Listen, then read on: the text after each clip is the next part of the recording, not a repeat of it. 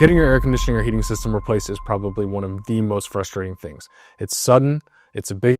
We wanted to get your takeaway on that. Obviously, his property to detain a worker who was installing windows at his... The city putting on law or our country. My heart certainly goes out to the 47th Ward who were deeply appalled and shocked by this kind of incident. Greg Bavino allegedly told the court that this is his effing or blank city. No, Greg, it's not. The city belongs to Chicagoans. Your agents have broken laws. They have acted with impunity. But at the end of the day, we will hold you accountable for the crimes you have committed against our people. Ripping a teacher out of a daycare just further proves that this operation has nothing to do with the, quote, worst of the worst, end quote. The cruelty and the inhumanity that has been on display, that is their point. They're trying to intimidate us, and we certainly see how far they are willing to go. We will continue to push back and resist this tyranny. We will use every single tool at our disposal.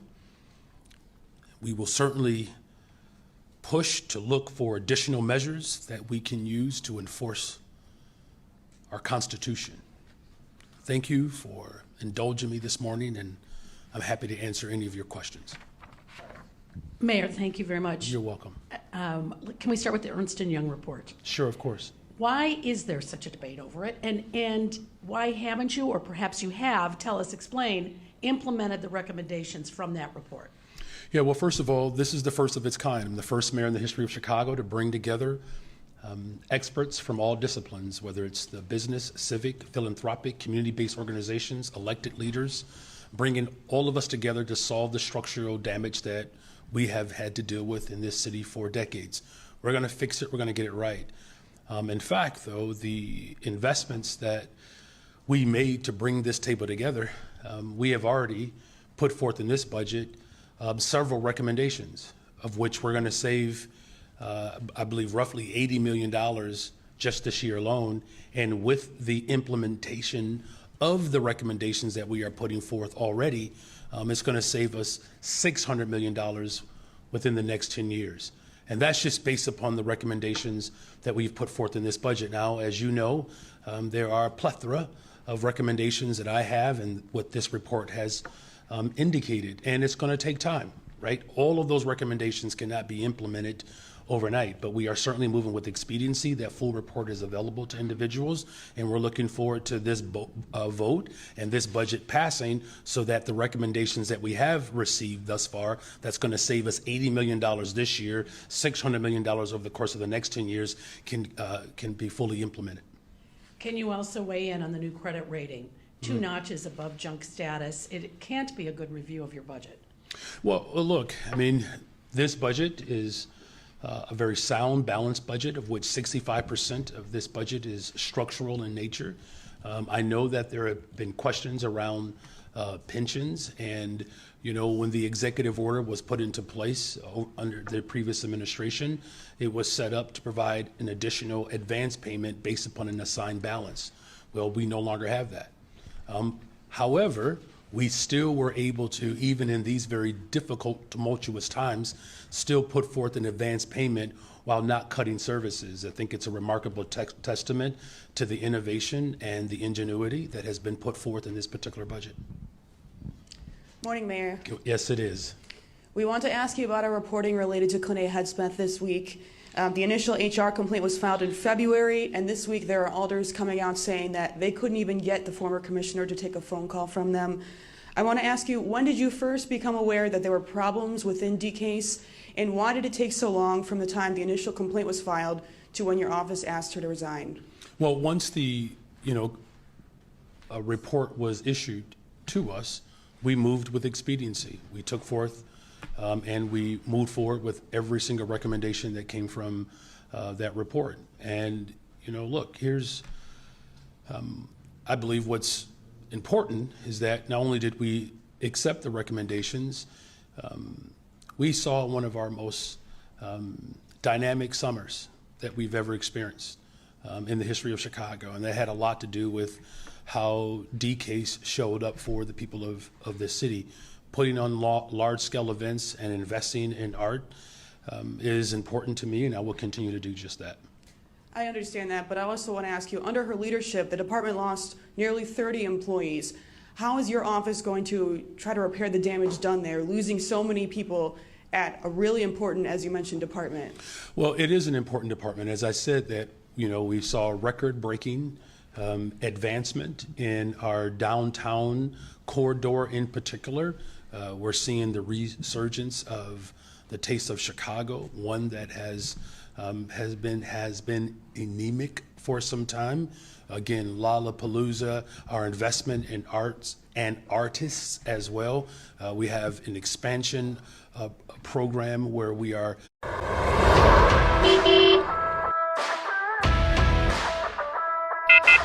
did it interrupt or disrupt our ability to put forth the best presentation that the city of Chicago has ever seen? And as far as repairing relationships, we have an interim a commissioner, and part of their responsibility is to get feedback from all of Chicago to ensure that we can continue to see the type of advancement that we experienced over the last couple of years. Hey, good morning. I'm Hi. Lenny Dorch from WGN News. The CPD superintendent pretty much defended overtime costs yesterday. Is it realistic to cap them? Won't the city council just give extra money next year? Well, let me just say, first of all, I mean, the work that my office has done with the police department to rein in overtime, we're grateful that in terms of hours, we have seen the reduction. What we are experiencing is that I did the right thing and I gave police officers raises, right? And so, it's going to take some time to find that type of balance. What I've done in this budget is that we put forth a realistic budget, right? For so long, we were placing a number that we knew that the police department would not be able to stay within that number. And simply because there's been an over-reliance of our police department to provide support for private events, essentially. Right now, we're glad to do it because keeping people safe is our top priority, and there are some cost-saving measures that we're implementing as well to ensure that these large-scale events that require the additional support from our police department, there has to be a stronger commitment to reimburse the city for those services. And again, the hours are down. And then again, it's another opportunity to create more check and balance within our infrastructure. I've said this from the very beginning. If you go back 2.5 years ago, the government that I inherited will not be the government that we pass on to the next generation. We have to be far more nimble, flexible, innovative in our approach to modernize city government, and this budget does just that. And I'm going to go back to the budget really quickly. Sure. Your corporate head tax proposal has widely been panned by your auditors, of course. And what will you accept from city council if they don't approve this head tax? Well, let me just tell you what we're not going to accept. We're not going to accept a reduction in our investments in community safety. We're not going to accept that. Now, look, we had the safest summer in 60 years, the fewest amount of homicides, right? Ever since I've taken office, we have seen a precipitous decline in shootings, shooting victims, homicides, vehicular carjackings. We have a long way to go. Don't misunderstand me, but we're going to double down on our efforts to ensure that we build the safest, most affordable big city in America. And that's not something that we should negotiate, quite frankly. We shouldn't negotiate the safety of the people of Chicago. We're talking about 31,119 young people with summer jobs. How many less young people do we want to hire? That's what we're really talking about. We're talking about making sure that we're investing in programs that support individuals who've experienced domestic violence. How is that negotiable? We're talking about the mental health and well-being of police officers. That's what this investment is going towards. And then, there's been a great deal of hope around how our CVI workers, community violence intervention workers, are showing up on blocks where violence has been pervasive. and has run amok. And we've seen 45% reduction with these workers on the front line, de-escalating feuds, intervening in disputes. I mean, quite frankly, I don't think we should negotiate that. That's the well-being of our city. You know, and again, you know, I don't think it's an unreasonable service for 3% of our largest corporations that have 100 or more employees that are full-time to pay their fair share. Look, I made a commitment to the people of Chicago that we're going to invest in them and that we're going to challenge those with means to put more skin in the game. But I also made a commitment that we're not going to continue to balance budgets off the backs of working people. There's a better pathway forward. This corporate head tax allows for us to continue to double down on our efforts to build the safest, most affordable big city in America. And I'm very proud of our efforts and our work, and we'll continue to do just that, invest in people. Mark Armstrong, Shy Guardian, Deep South Press Corps, which I'm making that identification to distinguish me from a provocateur journalist who seems to, with immunity, get to use the terrestrial term illegal alien while I get Jim Crowed by the use of it. But anyways, your foundational Black American Chicagoan constituents want to know why you keep dealing the race card for everything from a general strike to this reparations initiative when you don't do anything substantially tangible for them. And the working term is substantially tangible. Mm-hmm. In their mind. The number one issue that's facing Black Chicago, and quite frankly, Black America, is disinvestment, right? Schools have been closed, housing has been shuttered, the lack of access to food, job opportunities. I want to call your attention to an earth-shattering change that's happening in our society that I know you're aware of. AI. Time, you know, when folks were ignoring Black Chicago, particularly around school closings, and I was a part of a hunger strike to keep schools open, particularly on the west and south sides of Chicago. In fact, Deep South, I took an arrest in front of the elevators that are now held for me.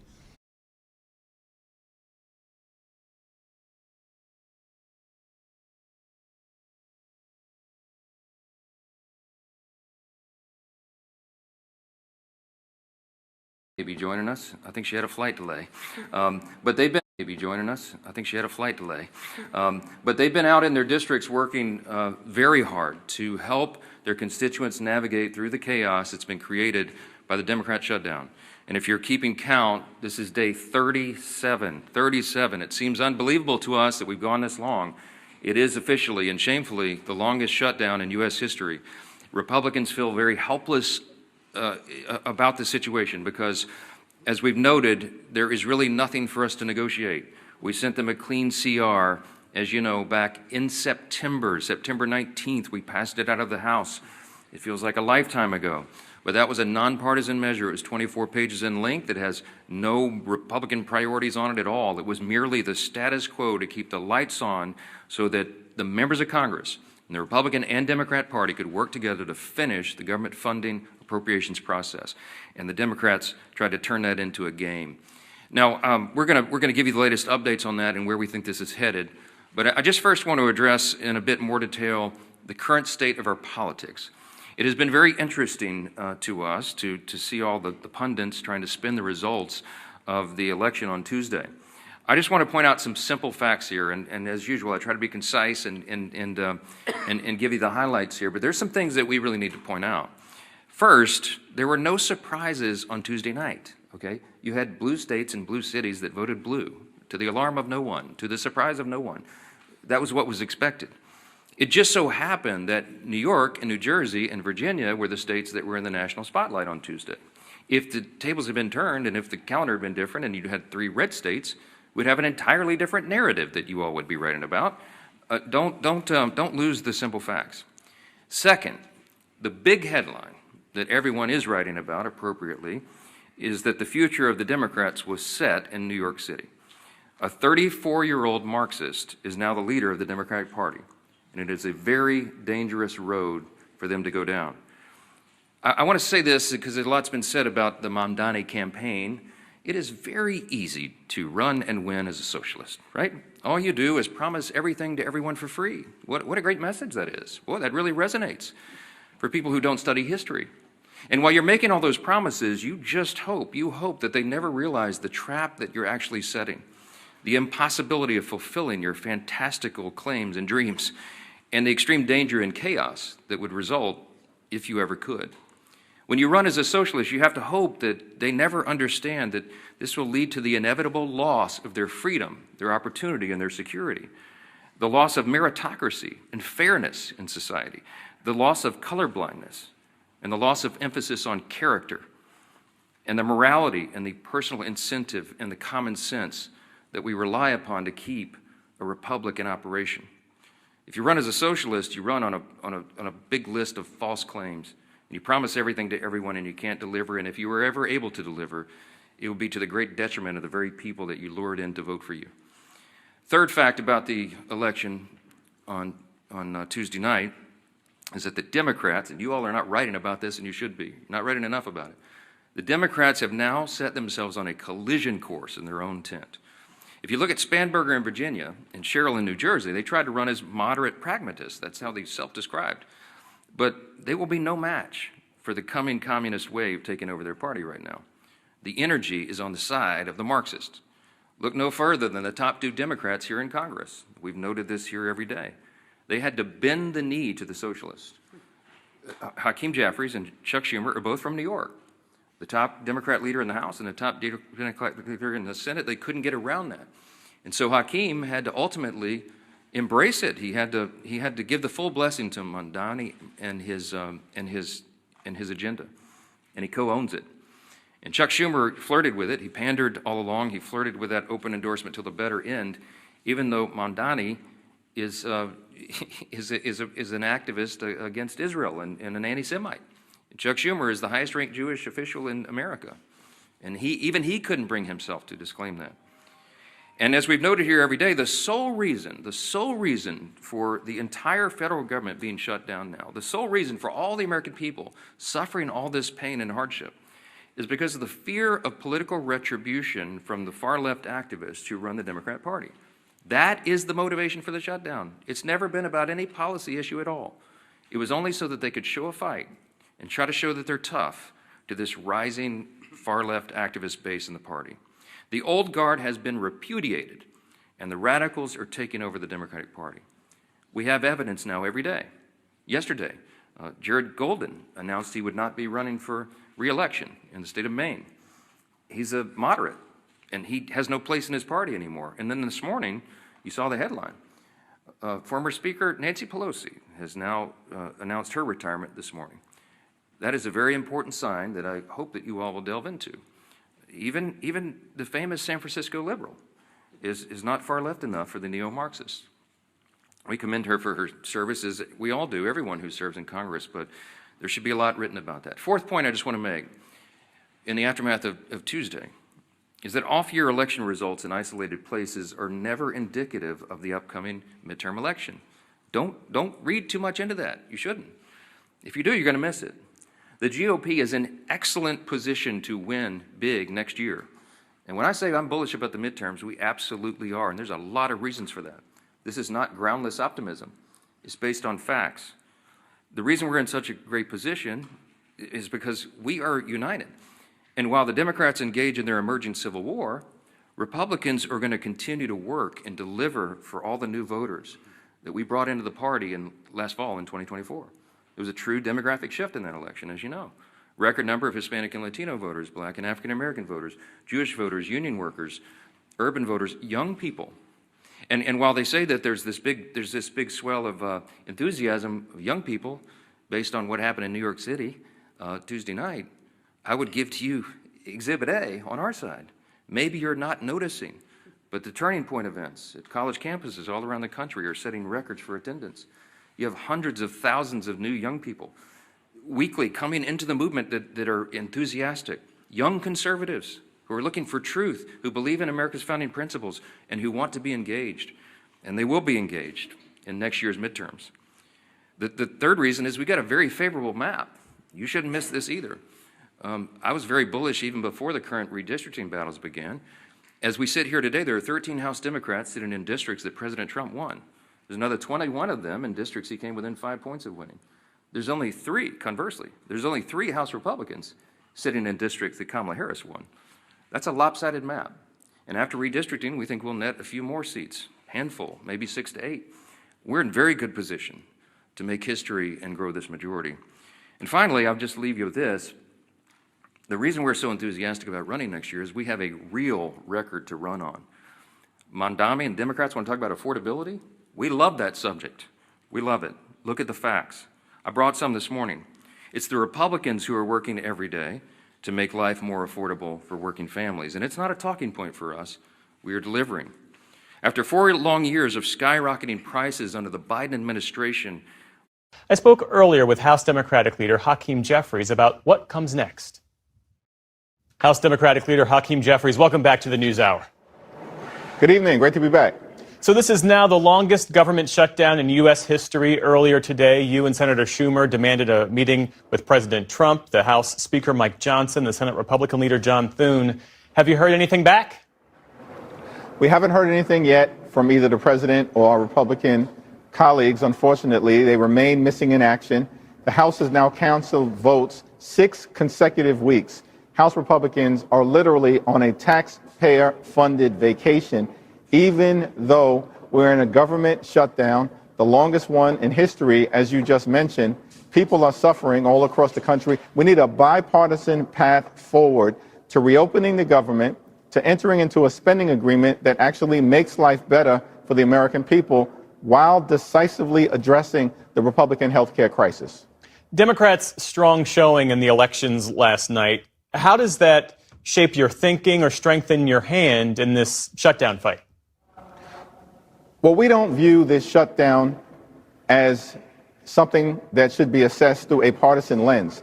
We're fighting hard to make life better for the American people, to make sure that taxpayer dollars are spent in a way that is effective and efficient, while at the same time dealing with the issues that we know are important to the American people, particularly driving down the high cost of living in an environment where costs haven't gone down. Despite what Donald Trump promised on day one, costs have gone up, housing costs up, electricity prices through the roof, child care costs up, grocery costs up, and now because of the Republican refusal to extend the Affordable Care Act tax credits, we know that tens of millions of Americans throughout the country are about to experience dramatically increased health insurance premiums, including, in some cases, people being forced to pay either $1,000 or $2,000 more per month. This cannot be allowed to occur in this country, the wealthiest country in the history of the world. As you mentioned, as this shutdown persists, the human toll is mounting. No paychecks for federal workers, SNAP benefits running dry. The FAA said today they will cut air traffic by 10% if the shutdown continues through Friday. If Democrats say they're the party that believes that government should work, especially for folks on the margins, how do you explain to voters that the shutdown is continuing on Democrats' watch as well? Well, we want a country to work. A country that works for working class Americans, for everyday Americans, and for middle class Americans. And what's clear is that there are far too many people who are struggling to live paycheck to paycheck. They're working hard, they're playing by the rules, but they can't get ahead and they can barely get by. And that should not be the case in this great country, where you have people, the wealthy, the well-off, and the well-connected, who are continuing to benefit from Republican policies, including the one big ugly bill that enacted the largest cut to Medicaid in American history, ripped $186 billion from SNAP in terms of what was done in that legislation, literally stealing food from the mouths of hungry children, seniors, and veterans. And all of that was done by Republicans to enact massive tax breaks for their billionaire donors, and they made those tax breaks permanent. And what we're fighting for at this moment is for a country that actually delivers on its promise. And in order to do that, we have to address the fact that life is too expensive for far too many people. And we're on the wrong path. The American people understand that, and we need to change course. Separate from the shutdown, I do want to ask you about the takeaways from last night's elections, because you had a Democratic socialist in New York win. You had a centrist figure like Abigail Spanberger in Virginia win. What's the broader message for your party? And what warning do you think Democrats' wins send to Republicans? Well, it was a decisive set of victories for the American people who are crying out for public servants who are actually going to put everyday Americans first, as opposed to what Republicans have done, which is to prioritize their billionaire donors. And the common narrative that connected what happened in New York to what happened in Virginia to what happened in New Jersey and other parts of the country, including in Georgia or Pennsylvania or Mississippi, where Democrats flipped seats in some instances for the first time in decades, is that we are focused on the affordability crisis, on driving down the high cost of living, on fixing our broken healthcare system, and making sure that people have a path toward experiencing the American dream. Hopefully, my Republican colleagues will process that and change course, because the Trump presidency has been a disaster, including as it relates to the Trump tariffs, which have actually increased costs by thousands and thousands of dollars per year on working class Americans. With President Trump reportedly telling Republicans that they're getting politically killed by the shutdown, does that give you an opening? We want the president to come to the negotiating table. Understand that during this 36-day Trump Republican shutdown, Donald Trump has spent more time on the golf course, weekend after weekend after weekend, than he has in talking to Democrats on Capitol Hill who represent half of the country. He has shown no interest in solving problems for everyday Americans. It's been a problem since day one of his presidency, and hopefully he'll now change course. House Democratic Leader Hakeem Jeffries, thanks again for your time this evening. Good to see you. Thank you.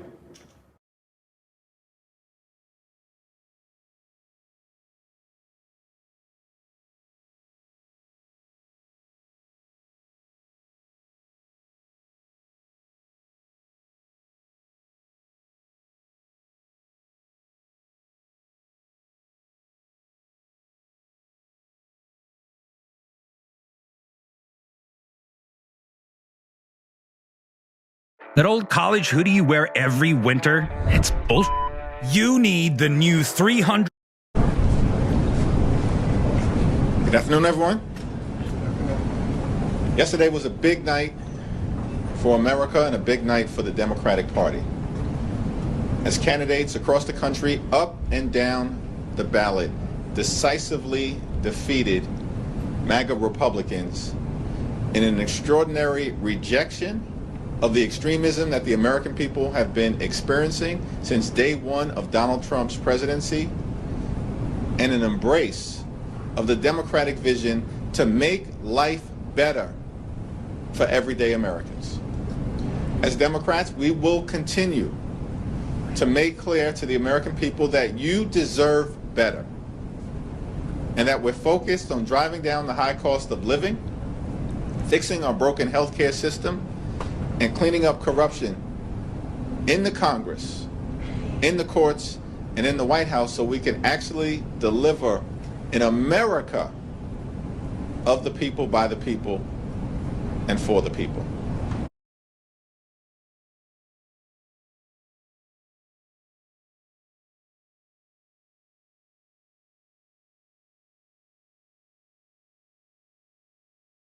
Joining us now from New York City, Doug Schoen, who's now a Floridian. Schoen left us here in New York to fend for ourselves, but he's our go-to guy on political strategies, the author of the book, The Politics of Life. You might want to check that out. Am I making any mistakes in my analysis? Anything you quibble with? You know, Bill, I was listening, hoping that I'd have some disagreement, but you're fundamentally right.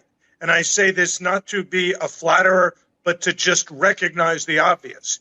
Trump has emphasized issues other than inflation and the economy and prices to his detriment. You're exactly right. It is that simple. With all the emphasis on immigration, he's actually succeeded in stopping illegal immigration. He has not succeeded in bringing down inflation far enough or prices enough. That's number one. Number two, you're right about the shutdown. The incumbent party gets blamed. Trump was blamed. And my assessment of New Jersey is they were more concerned with Trump and the shutdown and affordability than they were with local issues.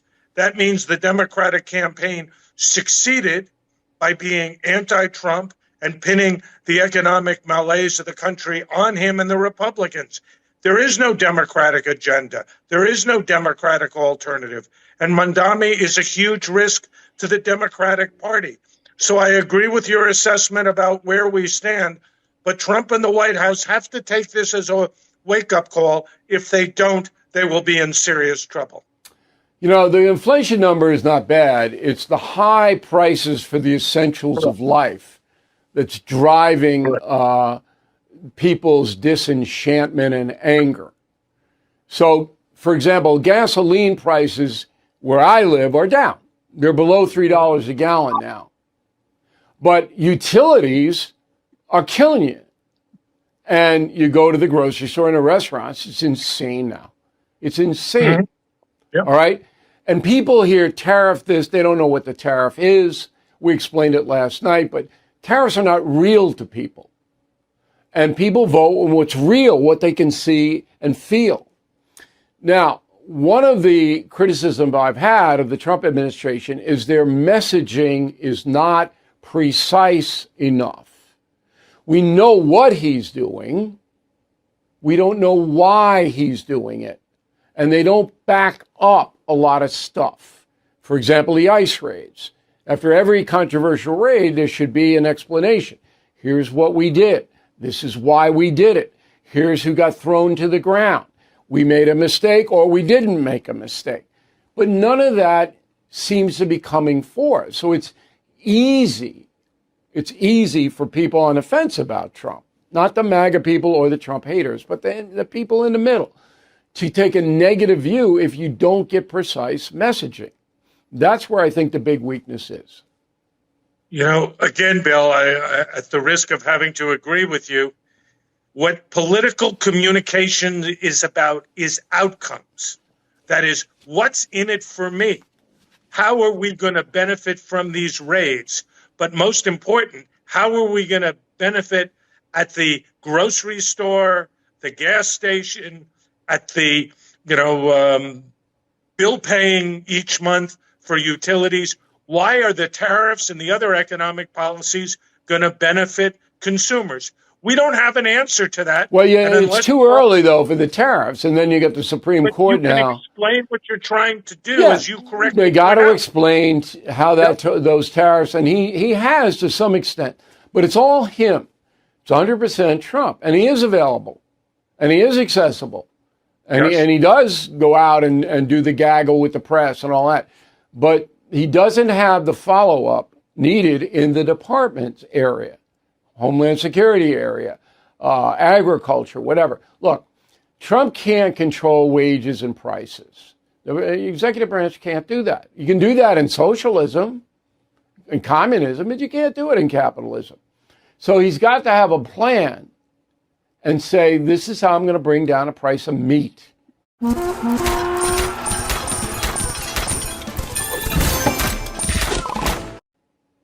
But I haven't heard a plan. Have you? Nor have I. And again, politicians want to know, voters want to know that politicians are on their side. They believe Trump is forceful and zealous. They just do not get the logic and the outcomes that he is seeking. You're right, tariffs are complicated, but what is going to be the end result in his terms and in the administration's terms? We don't know. American homeowners, the FBI has been warning all of us about a type of real estate fraud called title theft. Yourself. Use promo code to fix it. Jobs in the manufacturing sector that pay higher wages And if you're a sophisticated person, you understand that's what could happen. Could. But it hasn't happened yet because it's only been 10 months. Now, the final area is Trump's legacy. This is everything to him. Everything. If he loses the midterms, the Republicans lose one or both houses, he's shot. He can't do executive order after executive order after executive order. Every single one of them will be thrown into the courts. We don't know how the courts are going to rule on the tariffs. I do believe they're going to give the president some wide discretion on the tariffs, but not everything he wants. They'll pull him back a little bit. We went over that yesterday with the law of 1974, which explicitly says the president can balance the flow of money out of here. He has the authority to do this. It's a national security issue. But it hasn't been portrayed as a national security issue. But it is. See, this is what I mean. But if Trump gets waxed and the Republicans lose in 26, pretty much all over for him, right? Oh, absolutely. And the other thing you didn't mention, Bill, knowing the Democrats and their absence of a message, there will be more investigations of Trump, the Trump family, and the Trump administration. I don't think I don't think that'll be a factor. Americans are numb to that. They know the game. It will tie things up, Bill, to just finish my point. It'll tie things up and distract from what the people really care about, which is, what are you going to do, Mr. President, to make my life better? Like the ballroom thing is not a big issue for me. Privately funded. He wants a big ballroom. He wants to have the best facility in the world for the federal government. I don't object to that, but it's a diversion, as you're saying. That's what I'm saying. Right. And people go, well, what do we need this big ballroom when I'm paying this much money for bacon and I'm buying cereal and half the box isn't there? That's the biggest con in the world. Whereas you buy the food and there's a fourth less food in the box or the can. And they've been doing that and nobody addresses that. Correct. So anyway, I can't handicap the midterms at this point because I said too much change in the air. Can you handicap it? I can tell you now that the Democrats have a very slight advantage. In 2018, they were plus 10.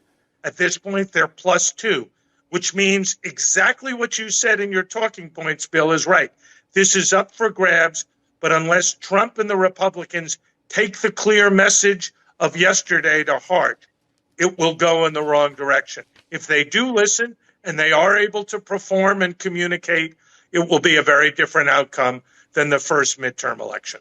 All right, Doug, always appreciate it. Thanks very much. My pleasure always, Bill. Okay.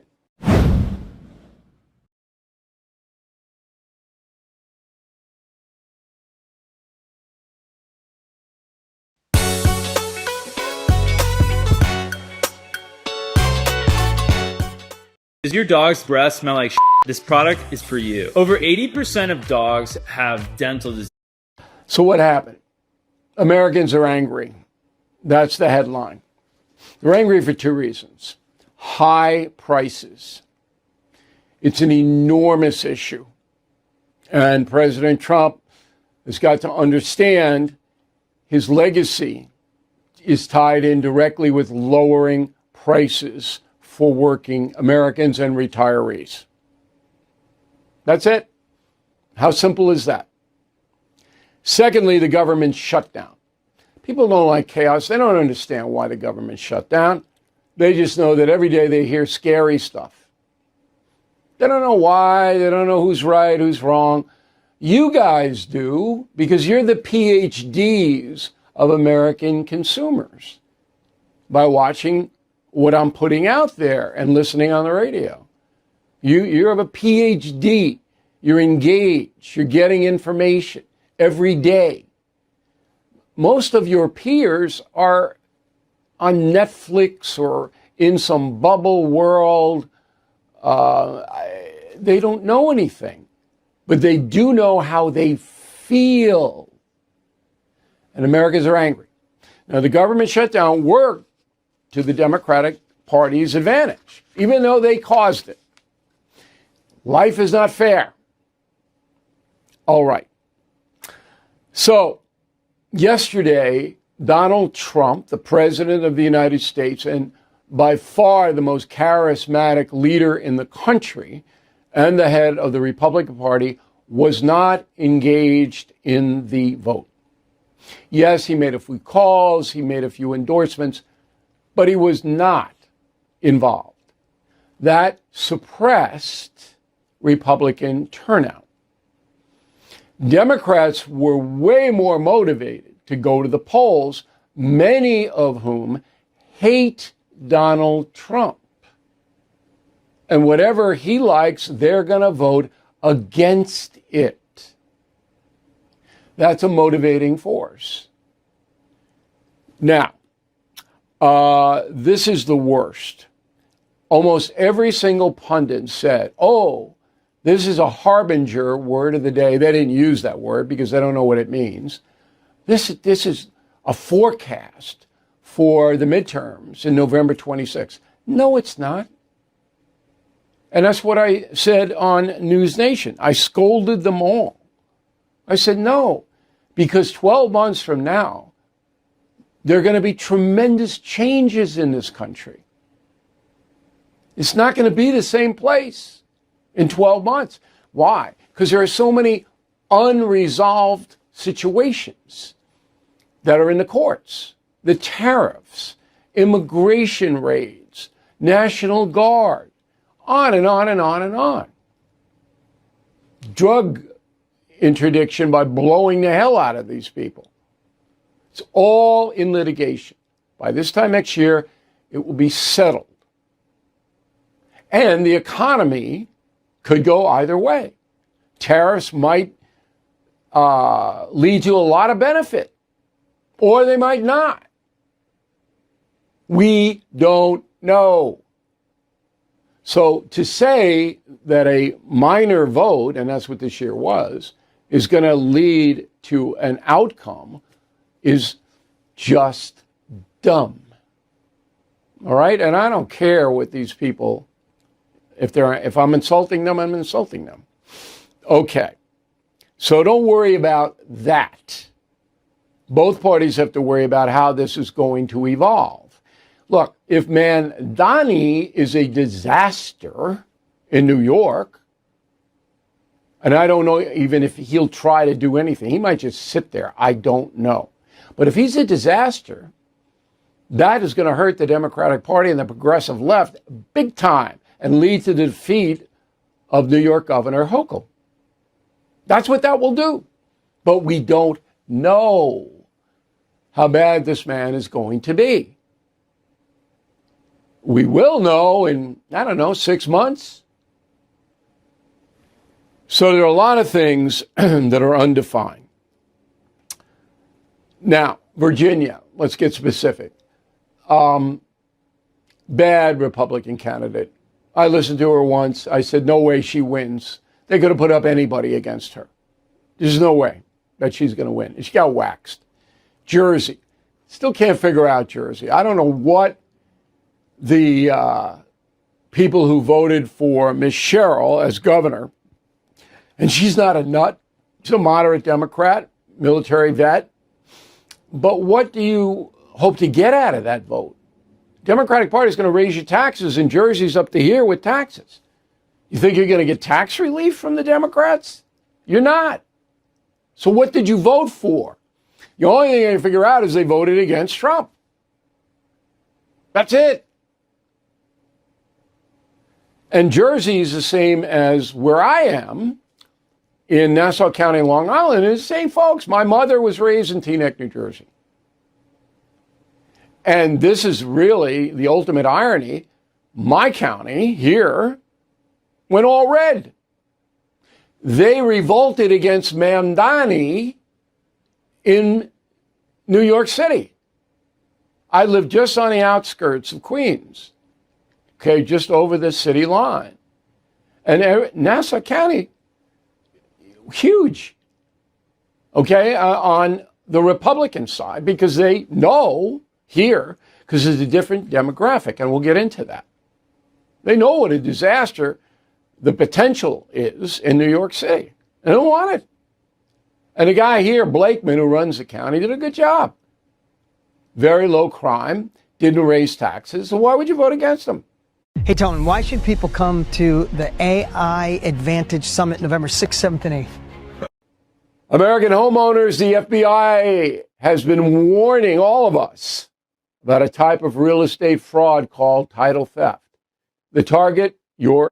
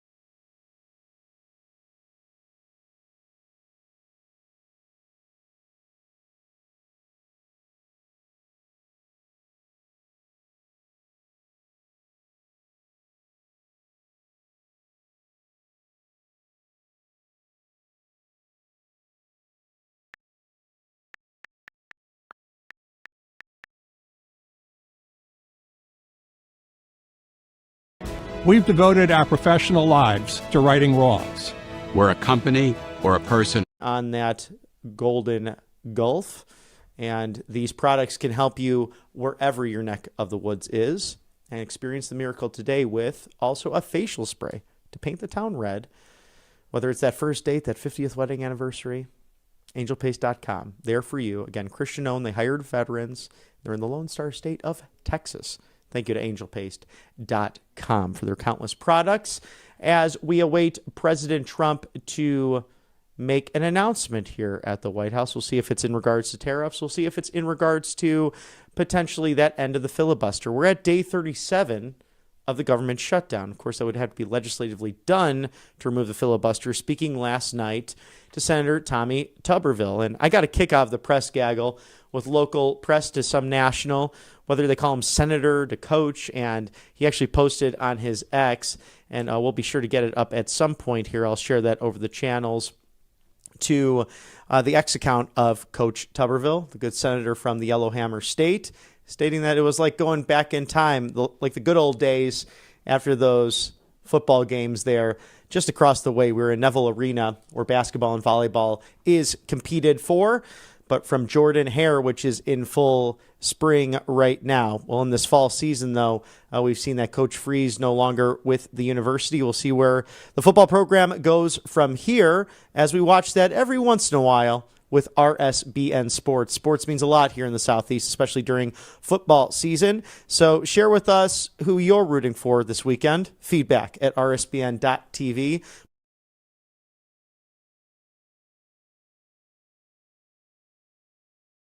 Welcome back to Special Report in Miami after President Trump delivered an economic speech here to the America Business Forum. Mr. President, thanks for being here. I want to talk to you about New York City real quick. You're a New Yorker. You famously kind of had a fight with Ed Koch back in the 70s and 80s as he was a mayor. He obviously wasn't a democratic socialist, as you call the mayor-elect Zohran Mamdani a communist. But is there any part of you that looks at Mamdani and says, it is good for you politically to have a big foil there that you're going to talk about for the next 3 years? You know, I'm so torn because I would like to see the new mayor do well because I love New York. I really love New York. When I left New York for Washington, New York was doing really well, but there were some bad signs.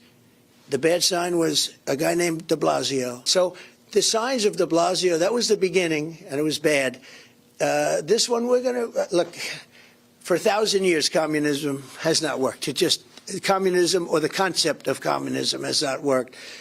I tend to doubt it's going to work this time. Did you see his victory speech? It's literally never worked. Yeah, I thought it was a very angry speech, certainly angry toward me, and I think he should be very nice to me. You know, I'm the one that sort of has to approve a lot of things coming to him, so he's off to a bad start. At one point he says, turn the volume up. So hear me, President Trump, when I say this.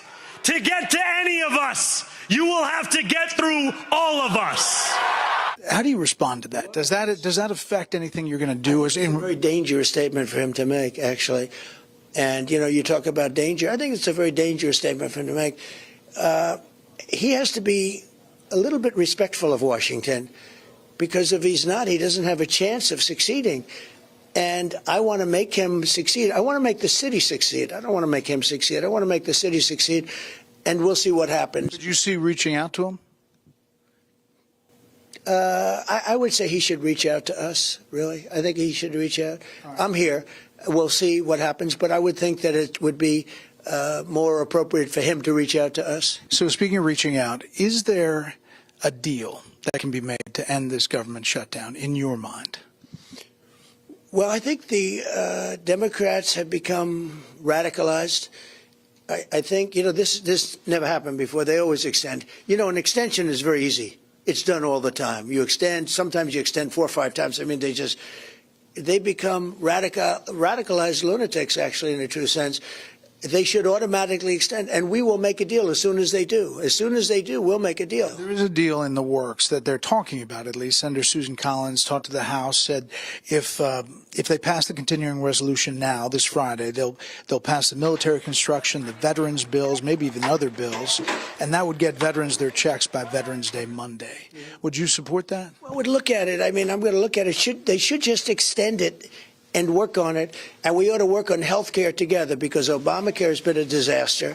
It's going to get a big increase, but Obamacare is not great health care, and it's very expensive, and I'd love to work with them to fix it. This is obviously appropriations bills one at a time, but they lump some in, get a continuing resolution until December or January, move forward.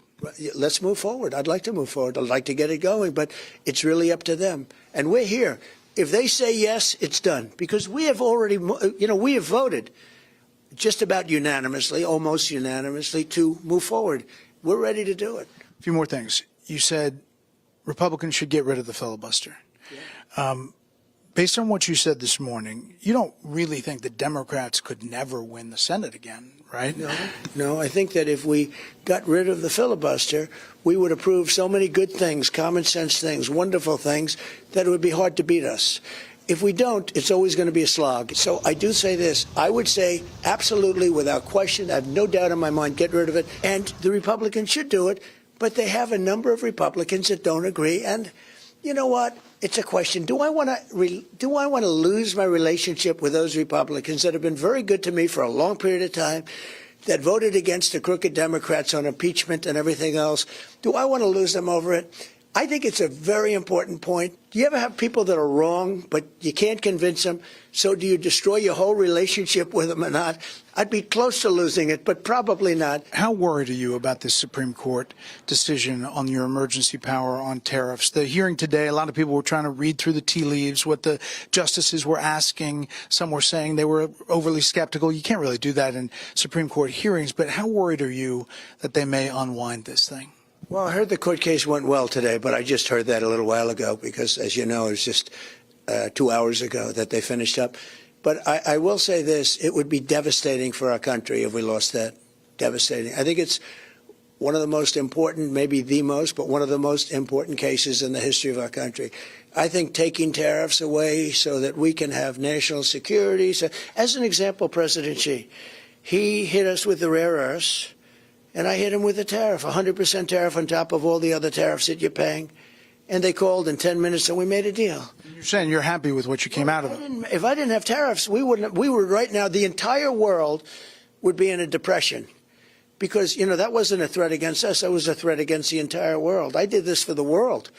But, yeah, I would say that I can guarantee you this, if I didn't put 100% tariff immediately on China, the entire world, because of magnets, a special kind of rare earth, et cetera, right, would be closed up. Without the benefit of tariffs, we would not. We had a very successful meeting with President Xi of China and others.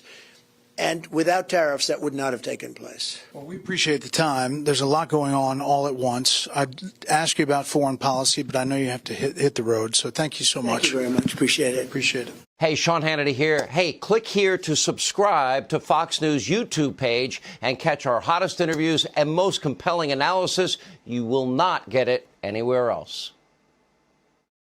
If you live in a Delaware zip.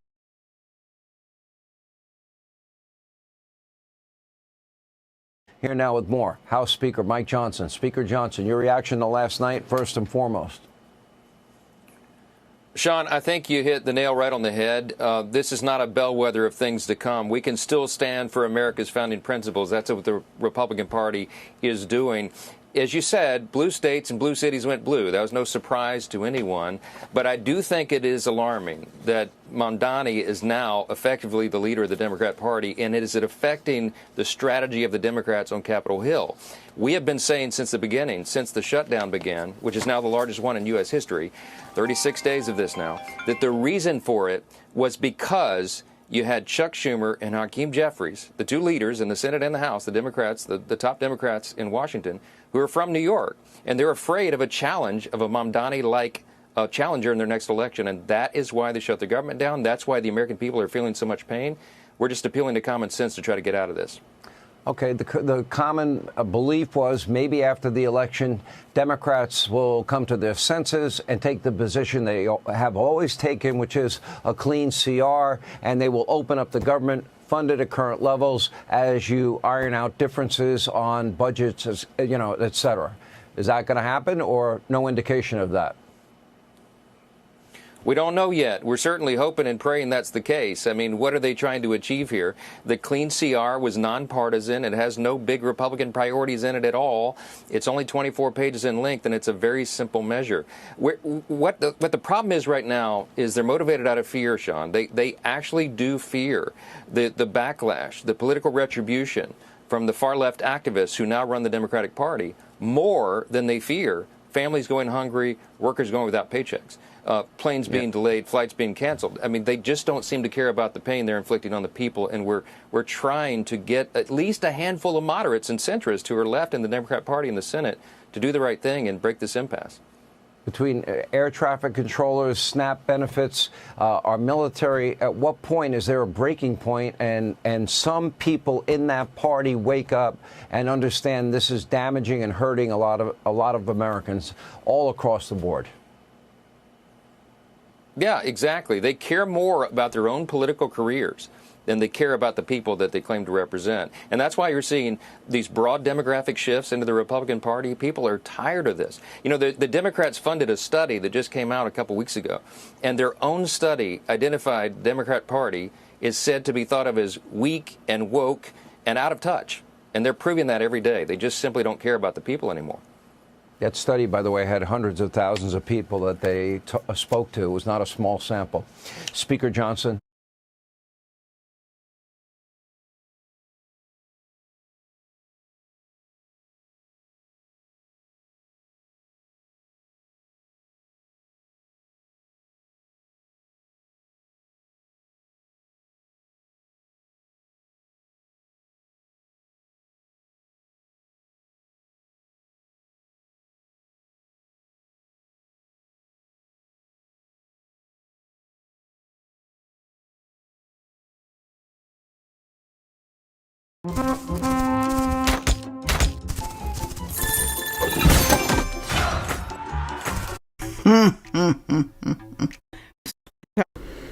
Today I'm going to show you some videos, y'all, of people still angry about the food stamp situation at the time of this video right here, okay? Even if they do turn the food stamps back on, give y'all food stamps, you're still going to have a problem for next month, y'all. So they want Trump administration to start moving money around from the federal government. Take money from the contingency fund. Take money from the tariffs that we accumulated, the tariff money. We don't care where you take it from. We don't care where. But just give us the money. We need to feed our family. We don't care where it comes from. Feed us, damn it. Feed us. It ain't their fault, y'all. It's not their fault that they're suffering, that they don't have enough food. They relied on a system that's not 100%. They saw it year after year when the government keeps shutting down just for a little bit, and they barely come back to give them their government funds. Now, this is for the people with selective hearing. When I talk about this, I'm always talking about the able-bodied people. Oh, we want you. Look at them, y'all. I'm hungry. The grocery store. No, on the first and on the second. And today, maybe. Okay, check it out. Look how empty the grocery store is on the first of the month, y'all. Like, it's so empty in this bitch. For the bit to be the first of the month, this is sad, y'all. This is what he's trying to do. He's trying to make it so people go hungry. He's trying to make it so people go hungry. Trump is trying to make it so people go hungry. It's not our fault that we going hungry. It's not our fault that we having all these damn kids that we can't afford. It's not our fault. It's not our fault because we're lazy, okay? It's not our fault. It's your fault, the taxpayers, Trump's, Republicans. It's not our fault at all. I'm telling y'all, people are really delusional. They really are. Look, there ain't nobody in this damn store, y'all. That's a damn shame. I call it peaceful shopping. They ain't got to stand in the line too long. Peaceful shopping. See, we got all this food, and we didn't steal anything. Good for you. That means if you can come together with your community and budget your money, you'll still be able to provide for your family. That's what you're supposed to do anyway. You're supposed to budget your money, your food stamps, and even your regular money. You're supposed to do that, okay? You're supposed to be able to feed your family without the government assistance. You're supposed to. What do you think people did a long time ago before there were food stamps, y'all? Put it on down there. Yes, there are going to always be people who are hungry. Always. Even with the damn food stamps because they don't budget. Even if they don't have food stamps because they don't qualify, okay? Still, it's going to always be hungry people. Even way back when, y'all, in the 50s, the 40s, the 20s, the 18th century. There was always hungry people, always. The people band together and they help each other. People don't do that now. Families don't have families anymore. They don't help each other. So we got to rely on the government for our livelihood? Always? Lord, I'm telling y'all. Don't give them what they want. You give them what they want, they're going to deploy martial law. Come together, use your resources, and take care of the community. That's what it means to be a real American. That is how you take care of your country. Thank you. Open a Chime checking account in 2 minutes and get paid earlier to enjoy a festive spring. That's how you take care of your family and friends and co-workers. That's how you take care of people, okay? If you know somebody needs some food, go over there and take them a box of food.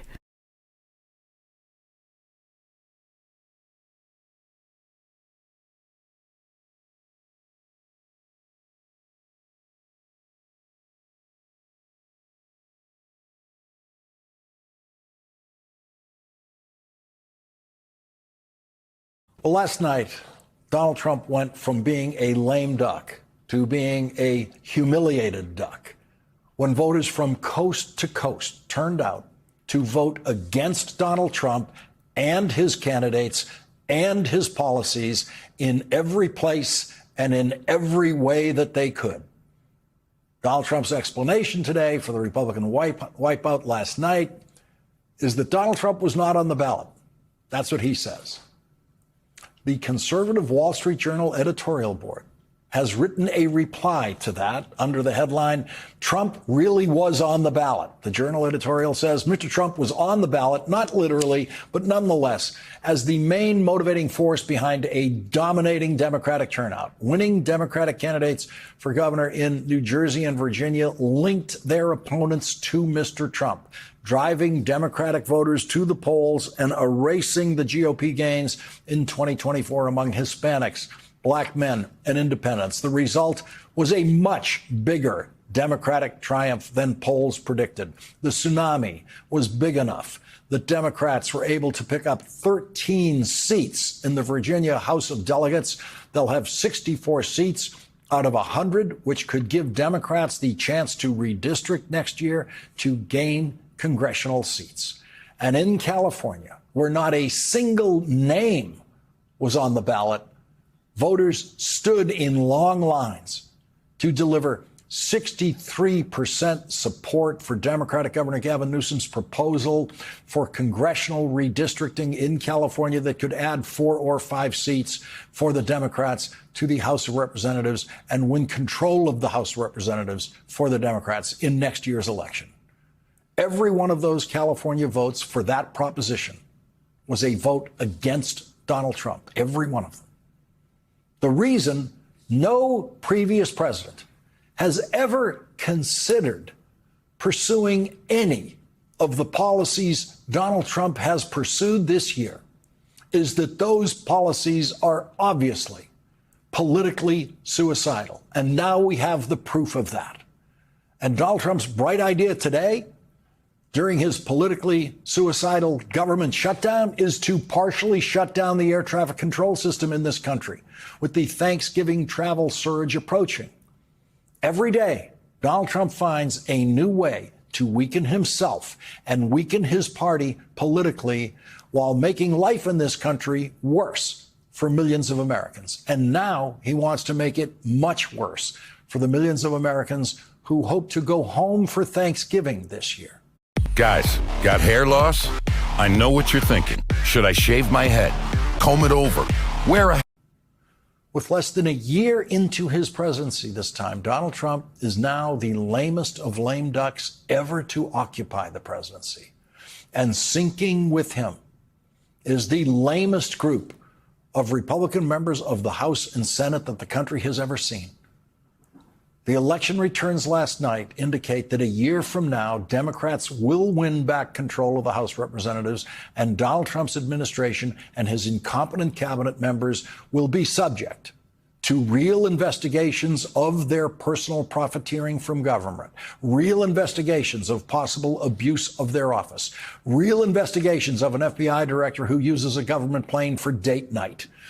Democratic control of the House of Representatives means that most of the Trump madness can be stopped and in its tracks.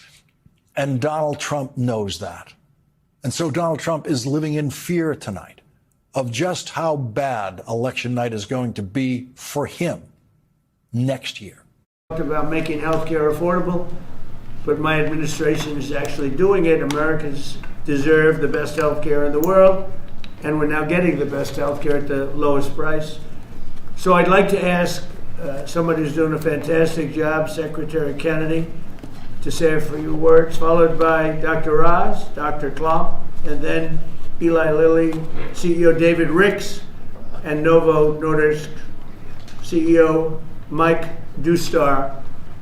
These are incredible stars in that business. Like Dustar is a big star.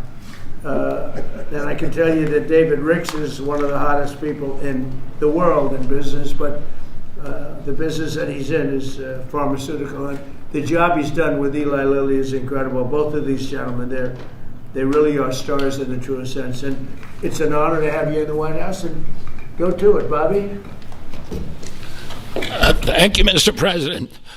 I want to start by thanking you, Mr. President, for declaring war on chronic disease in this country. This is something no American president has ever done. If we want to solve the chronic disease crisis, we have to tackle obesity. Obesity is the number one driver of chronic disease. 50% of our adult population are obese or overweight. And it drives about 50% of healthcare costs in this country. Diabetes, cardiac diseases, we are going to see a decline because of this historic agreement. We're going to see a decline in costs, but also, more importantly, in the afflictions themselves.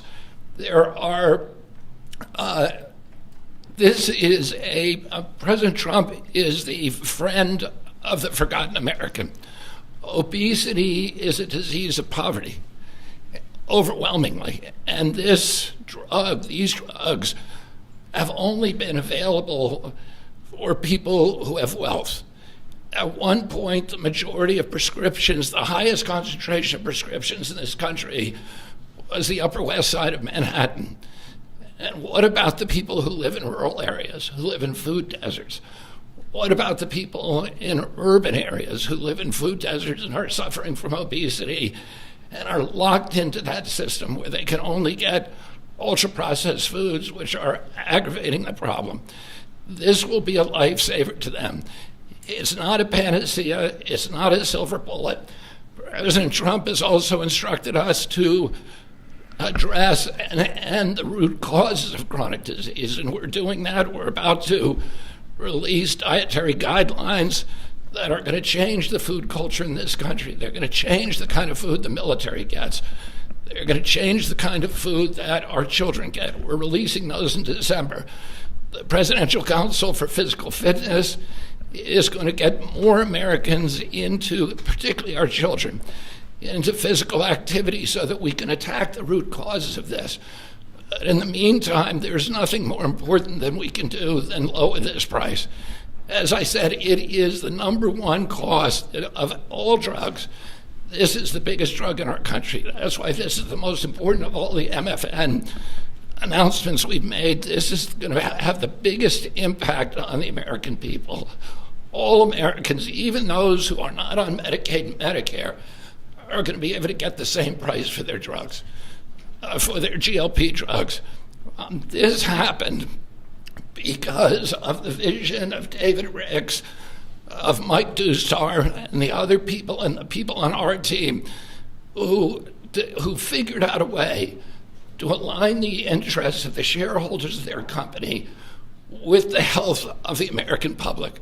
And it is a momentous accomplishment. It took months and months of negotiations.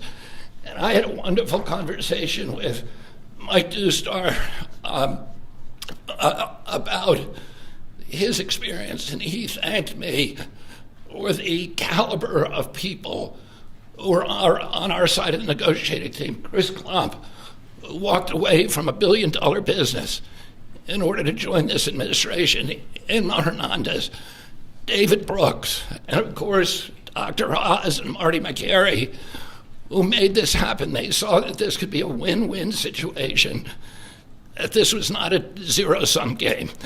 The Biden administration tried to solve this problem unsuccessfully, I might add, by throwing $40 billion at it. And they were able to achieve an agreement that will actually create savings for the American public. So we're making all of this available at a savings, and that's because the price of diabetes prescriptions is also going to drop. And the savings that we get from that are now going to make it available to people who do not have diabetes. People who have a BMI of 27 and above, or pre-diabetic, or have heart disease risk, they will be able to get it, but everybody will be able to get this drug. And it's going to change. We will lose, the American public, because of this agreement, will lose 125 million pounds by this time next year. It is going to have dramatic effects on human health in this country. And I want to thank President Trump for his leadership. He said that I'd gotten a lot done as HHS secretary, but almost none of that is due to my ability. It's because I'm surrounded by people who are smarter than me, who are more able than me, and those people came into the administration because they were inspired by President Trump. People like Chris Klump are here because they see this. Do you think they are smarter than you and Yeah. more able? No. Believe me, they're a lot smarter than I am. Why don't you take that job?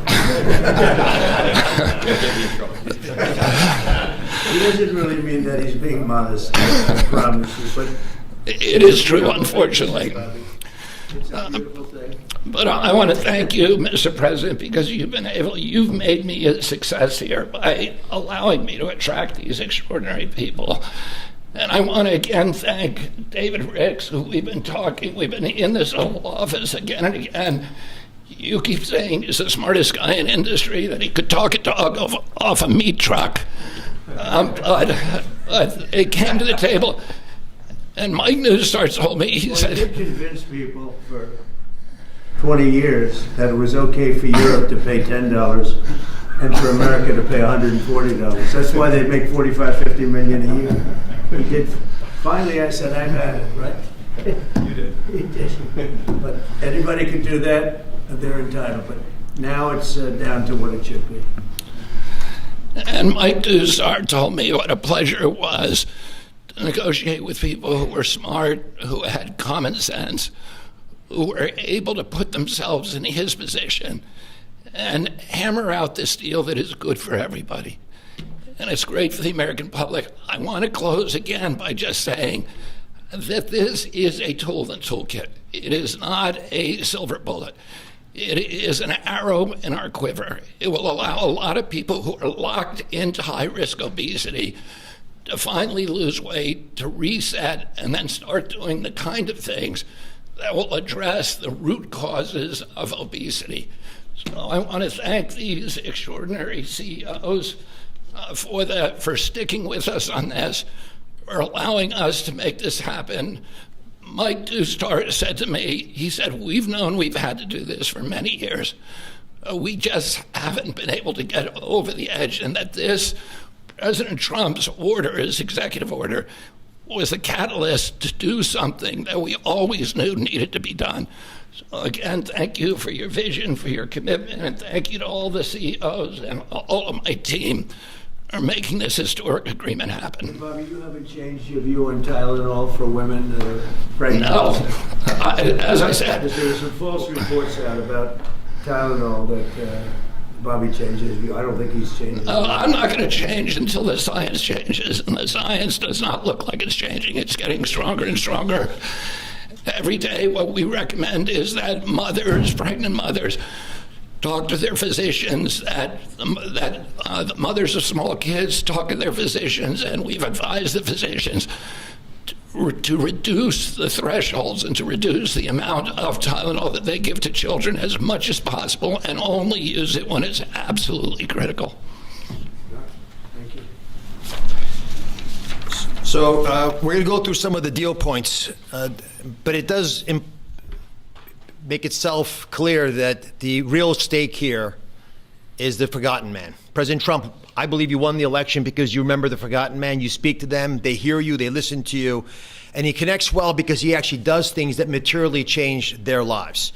Secretary Kennedy spoke passionately, as he always does, about the problems with obesity. And just to put some very fine point numbers on this, obesity itself is responsible for half of all chronic disease and definitely generates more than a quarter of all the money we spend out of CMS, the $1.75 trillion that we spend annually.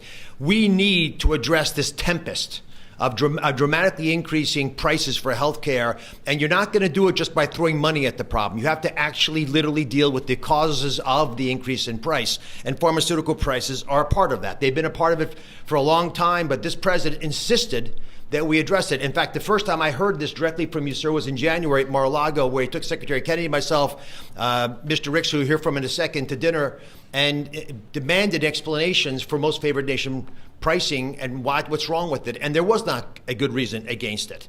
Now, MAHA is critical. America will have to get fit in order to right-size the healthcare system, and MAHA has the answers. It has obesity management through diet and exercise and sleep and dealing with issues related to that. And I want to say it as clear as I can. Obesity is not an absence of GLP-1 drugs. We're all clear on that. But as Secretary Kennedy said, it is an arrow in our quiver that we must use and should use. The MAHA movement means making it easier for the right things to happen, easier for you to be healthy. If you're sitting at home and watching, that's what MAHA means to me. Reducing costs of the number one most expensive medicine category in our country for Americans does just that. It is as MAHA as it gets. Today's the fourth MFN. President Trump highlighted the first three. Leading U.S. company, leading European company. We've dropped in fertility drugs, so we'll make lots of Trump babies, I'm hoping, by the midterms. But it's really about fairness. Fundamentally, it's fairness in pricing to Americans who have been getting ripped off, paying 3 times more than their European counterparts for the exact same product made in the same factory, in the same bottle, in the same packaging. We shouldn't be paying 3 times more, and we are no longer doing that. Fairness to the forgotten man also means dealing with the reality that they can afford a life-saving, life-changing drug that 10% or more of affluent Americans take, but folks without means can't manage it. Secretary Kennedy mentioned New York City. Actually, the number one zip code is the Upper East Side, which is where you have property. And folks who know ritzy areas buy important real estate there because those real estate properties are worth a lot there. That should not be the number one zip code in America for purchasing GLP-1 drugs. It speaks to the fact that we have an innately unfair system that penalizes folks who can use these medications the most, folks in the Rust Belt. Now, what are you supposed to do if the right thing to do for your health is right there, but you can't afford to get it? Folks need to be able to utilize these life-saving medications, and being fair about its distribution is essential. And we are democratizing access to these medications and dealing with a moral imperative to make sure that all Americans have access to avoiding all the obesity-related complications by making sure they can afford, if they do things right, not just MAHA-appropriate interventions, but also medications like this. In fact, we think these deals, and this part's very important, we believe these deals within 2 years, by the time the ink dries on these contracts that were signed earlier today, within 2 years, based on our health improvements, we will be budget neutral. These drugs will not cost us money. The American taxpayers will be getting their money back. That's how important it is for us to reduce the costs of healthcare in this country, especially when it's due to preventable problems like obesity. In addition, we have an update, Secretary Kennedy. We thought it was 125 million pounds. Mr. President, our estimate, based on the company numbers as well, is Americans will lose 135 billion pounds by the midterms. But I don't measure it in pounds. I measure it in saved lives. People can sleep again because they can breathe as when they go to bed. Folks whose knees don't hurt. People who don't have heart attacks, renal failure, dementia, all the things we know are associated with obesity and much more.